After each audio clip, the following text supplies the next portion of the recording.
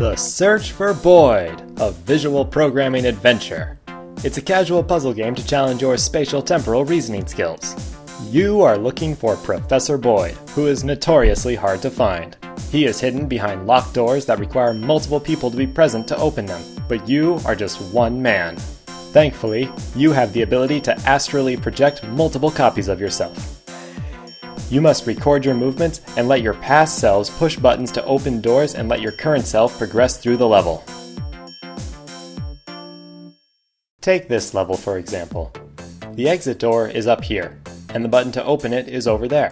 However, this button is blocked by a door that can only be opened by this button here. To get through this level, we need two projections. We start by recording our first projection and moving it to push the button to open the first door. Then, we start our second projection. A ghost of the first projection will move as we move and open the door for us. Now we can go and push the button that opens the final door. Once that's done, we re-record over our first projection. We go over to the button and keep it pressed while our second projection goes into the room and pushes the second button. Now the final door is open and we can move on. While the levels we design can get more complex, what we are really excited about is creating procedurally generated levels. Here's how it works. This is how our current algorithm builds up levels. We start by creating a grid and drawing walls going either vertically or horizontally. Using the data from the walls, we can calculate the dimensions of the rooms and their locations. We also give each room a number, as seen by the colored blocks here. We then collect data on what walls connect with which rooms so we can determine in what order the player has to progress through the rooms. For example, this room tells us that we have to go from room 0 to rooms 1, 3, 4, and finally 2. With this, we can then place doors and the buttons to open them in such a way as to make the level solvable. Our algorithm can work with any number of walls as long as the room size can accommodate it.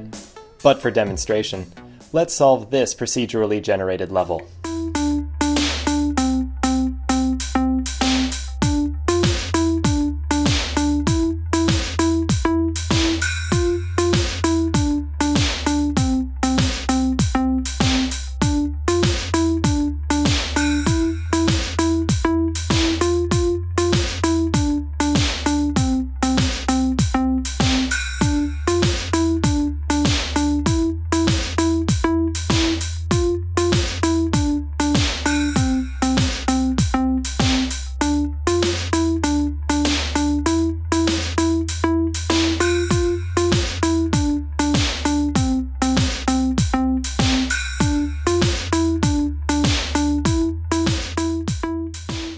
The procedural generation algorithm is still in its early stages, but the results so far are very promising.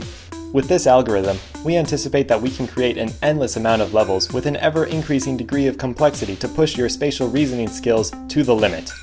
In your unending search for Boyd!